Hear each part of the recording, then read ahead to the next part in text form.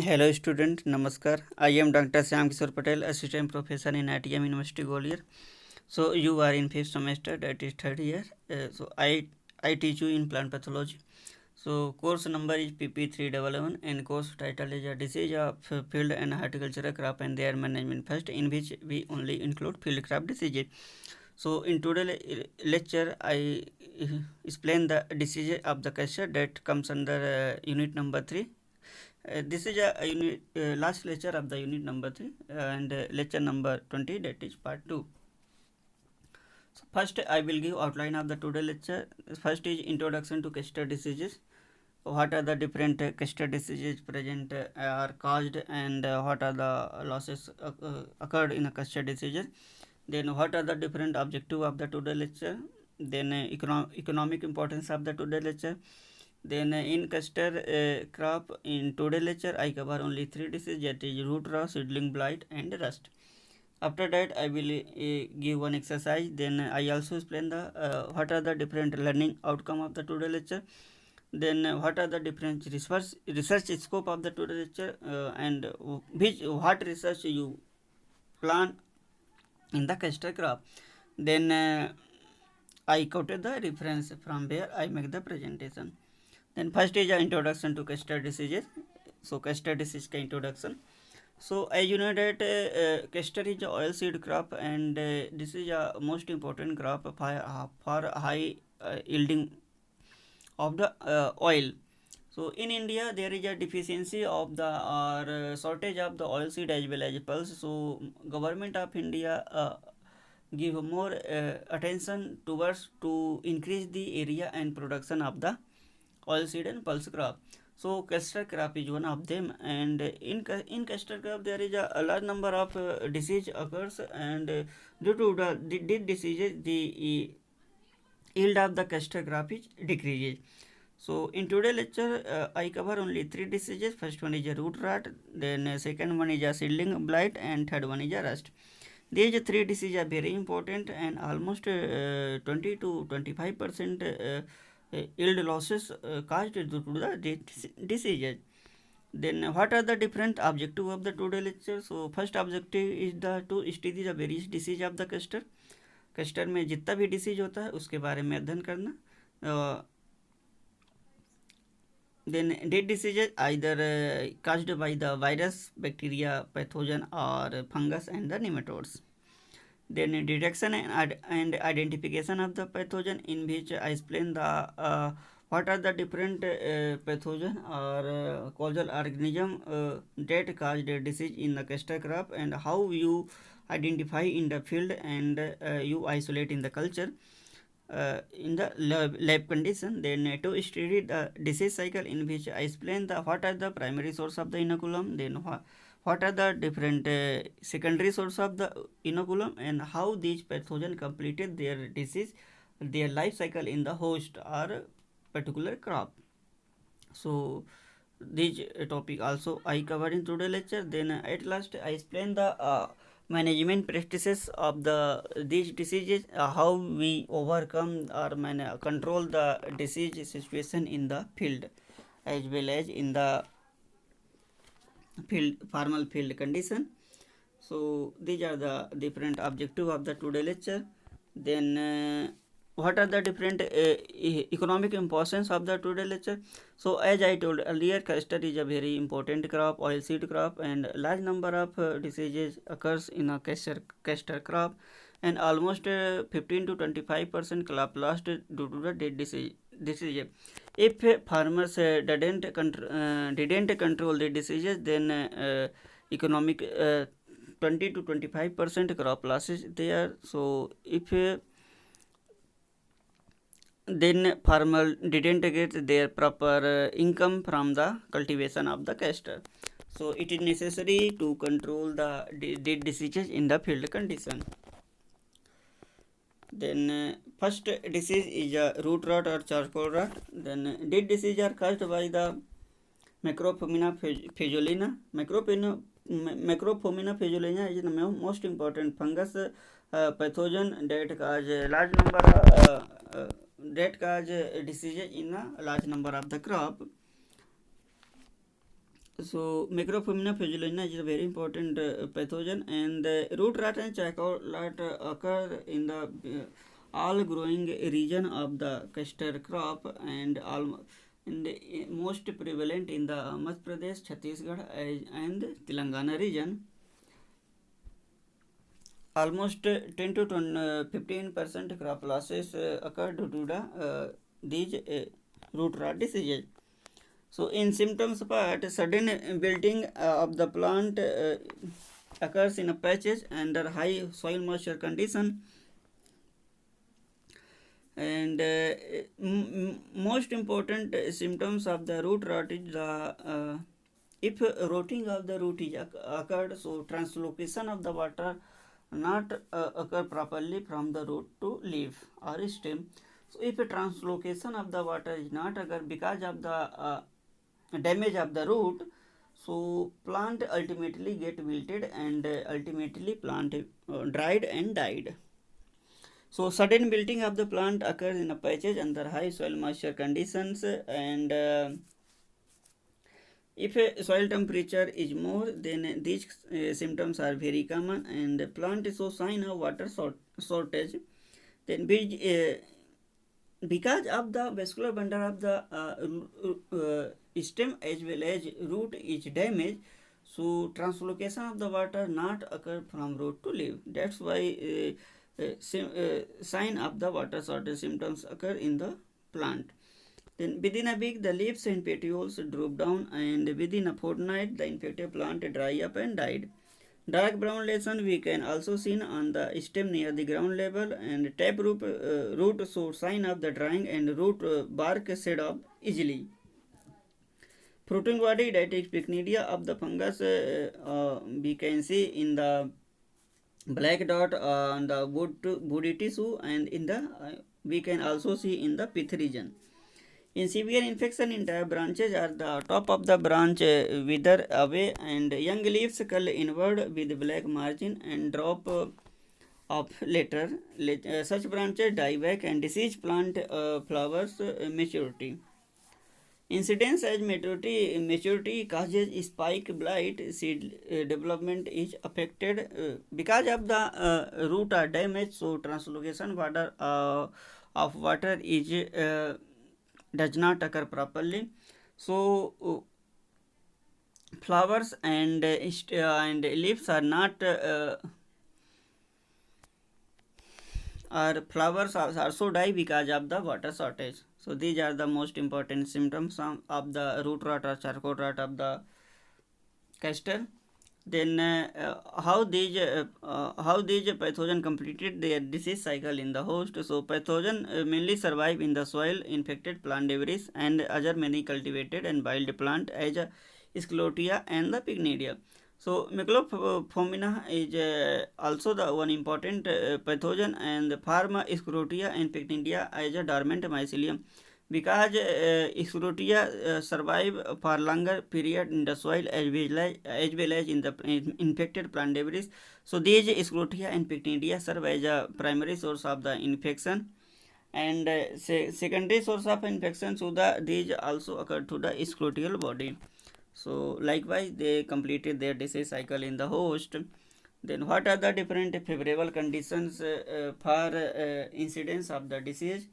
So disease is favored by the soil temperature of 35 degrees centigrade and moisture stress condition preceding crop maturity and application. If we applied more nitrogen in the field, so plant are more prone or prevalent to attacked by the root rot pathogen. So these are the favorable condition for root rot disease. Then what are the different management practices for controlling the root rot diseases? So if we burn crop debris containing the sclerotia of the fungus, and if we give seed treatment with Trichoderma viride at the rate of 4 gram per kg seed, or carbendazim at the rate of 1 gram per kg seed, if we also perform crop rotation with the celia, then we control the root rot disease in the castor. Then if we provide irrigation at the critical stage of the crop growth, and if we give soil drenching with the carbendazim at the rate 0.1% to 2 to 3 times at 15 days interval, then we control the root rot diseases. If we grow resistant varieties such as GCH4 or GCH6, then we control these root rot diseases in the field condition. The next disease is the seedling blight. Seedling blight is also the one of the most important disease in the castor. So this seedling blight disease caused by the Phytophthora parasitica. So Phytophthora is one of the most destructive pathogen, and these occurs number of diseases in the different crops. So seedling blight first report from Pusa in the year 1909, and average loss of 10% occurred due to the seedling blight diseases. And the seedling blight disease are most common in the Bihar, Uttar Pradesh, and Odisha region. And almost 10% loss yield occur due to these seedling blight diseases. Then in symptoms, the disease first symptoms appear on the cotyledon leaves. So disease appears as circular dull green patches on both the surface of the cotyledon leaves, and if later spread and cause rotting. If conditions are humid, then infection is spread to skin and cause withering and death of the seedling due to the destruction of the growing tips. These are the most important symptoms of the seedling blight. Because seedling are damaged or blighted condition occur near the soil surface, so we called it as a seedling blight. And if a seedling blight occur, then seedling are infected and plant does not perform properly. If a mature plant are infected, the infection initially appear on the young leaves and spread to petiole stem, causing black discoloration and severe defoliation. On older leaves, spots are round to irregular and so alternate yellow and brown concentric zone with yellowish green halo on the upper surface of the leaf. And affected leaves are blighted and shed prematurely. Under most conditions, a whitish fungal growth we can see on the upper surface of the spot also. And if these spot or these leaves are infected, then these leaves falls prematurity, and sometimes flower part are auto-infected due to the seedling blight diseases. So in pathogen characteristic, the fungus produce non-septate hyaline mycelium. Because Phytophthora is a lower fungus, and in lower fungus there is a mycelium is aseptate. So these Phytophthora produce a non-septate hyaline mycelium, and sporangiophore emerge through the stomata on the lower surface singly or in a group, and they are unbranched bear single called hyaline round or oval sporangia at the tip singly. The sporangia germinate to produce abundant zoospore, and the fungus also produce oospore and chlamydospore in the adverse condition, and with the help of these zoospore and chlamydospore, they can survive for longer period in the off season.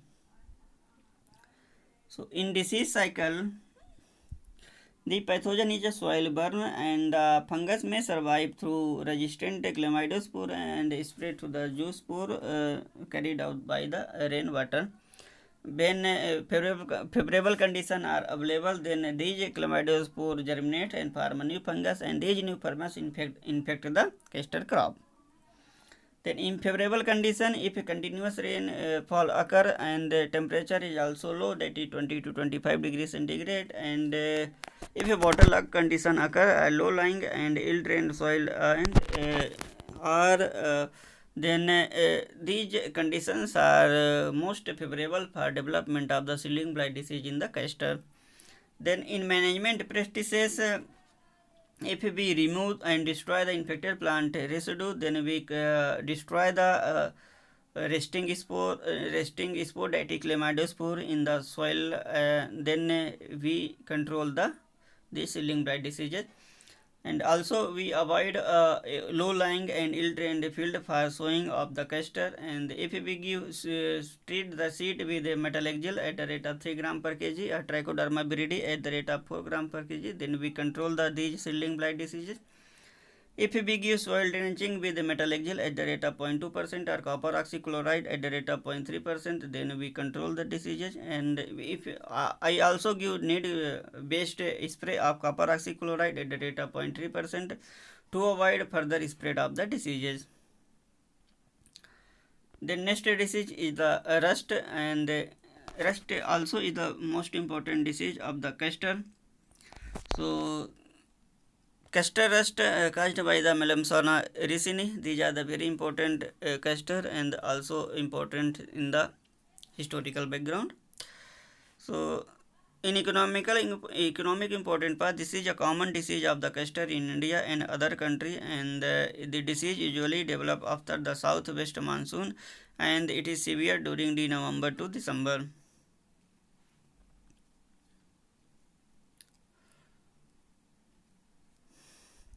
In India, the mostly these castor red disease occur in the Chhattisgarh, Madhya Pradesh, Uttar Pradesh, as well as in the Andhra Pradesh region. And in symptoms, the minute orange yellow colored raised pustule appears with powdery mass on the lower surface of the leaves, and the corresponding area on the upper surface of the leaves are yellow. So as you know that the most characteristic symptoms of the castor is they produce the pustule on the lower surface of the leaf. If severe infection occur, then these pustule is spread into the stem as well as in the flowering part. These pustules are grouped in concentric ring and coalescence together, leading to drying of the leaves. And you clearly see these pustules on the photograph. In these photographs, you can see the yellow color pustule develop on the leaf of the castor, and if a severe condition occurs, then these leaves are dry and fall prematurely. Then what are the different characteristic of the pathogen? So these pathogen produce only Iridophora in the castor plant, and other stage of the fungus are unknown. And iridospore are two kind. One is thick walled, and other is the thin walled, and they are elliptical to round, orange yellow colored and finery white. So these are the characteristic of the Melamsona ricini. These are the very important diseases. You remember these causal organism of the castor of the rust. Then how these pathogen completed their disease cycle in the host. So these pathogen or fungus survive in the self-sown castor crop in the off season, and it is also survive on the other species of the ricinus. And fungus also attack euphorbia and euphorbia geniculata and euphorbia marginata. The infection is spread through airborne iridospore. So जो castor में रस लगता है बहुत important है, उसका आप लोग काजल ऑर्गेनिज्म जरूर याद रखना. This Kajal organism is Melamsona ricini. And then what are the management practices for controlling the castor rust? So root out the self-sown castor crop and other weed host is a main important cultural practices for management of the castor rust. Then if we spray the mancozeb at the rate of 0.25% or tridemarp at the rate of 0.1% or dusting with the fine sulfur powder at the rate of 25 kg per hectare, then we control the castor rust in the field condition. We also give seed treatment with the Thyram or Captan at the rate of 3 gram per kg, or we also give seed treatment with the Plantavax, then we control the rust. Then in today's lecture I explained three diseases. First one is rust, second is the seedling blight, and third one is root rot or sorghum rot. If you have any doubt in the disease, then you call me or contact me. So now I will give one exercise. Then the student, you go to field and collect the disease sample of the castor crop and make a herbarium file, and you also bring these castor sample leaves in the lab and make the slide, and also you culture these pathogen from the disease sample. Then you also expert on the or you have expert to identify the diseases on the basis of the symptoms. Then what are the different learning outcome of the today lecture? So I explain the three diseases. First one is a root rot or charcoal rot, second one is a seedling blight, and third one is a rust. If you have and I also explain the what are the economic importance of the today lecture, then what are the different causal organism, then symptoms, pathogen characteristic, disease cycle, favorable condition, and how we control the diseases in the field condition. I also explain that you identify the diseases on the basis of the symptoms. So these are the learning outcome of the today lecture. Then what are the different research scope of the today lecture? So in a research scope, a student plan research for develop eco-friendly management of the diseases, in which student plan research to identify the best strain of the trichoderma and pseudomonas for controlling the fungus and bacterial pathogen respectively. Then student also plan a research for survey and screening of the castor crop in the Chambal region, and they collect they collect a sample from the different region and isolate in the lab condition, and suggest which isolate is the most virulent for creating or causing a disease in that region. Then third research plan is the for selecting the best botanical state for controlling the diseases on the basis of the frozen food technique. So these are the research scope of the today lecture. Then what are the different references from which I make the slide? Here I am quoted. So if you want to further study for these castor diseases, then you go through this book, and you also go through the ICAR course for further study. So in today's lecture, I explain the three diseases. If you have any doubt after seeing my video, then you call me or contact me, or you also ask questions in my webinar class in the big blue button. So with these remarks, I conclude the today's lecture. Thank you for watching my video. Best of luck.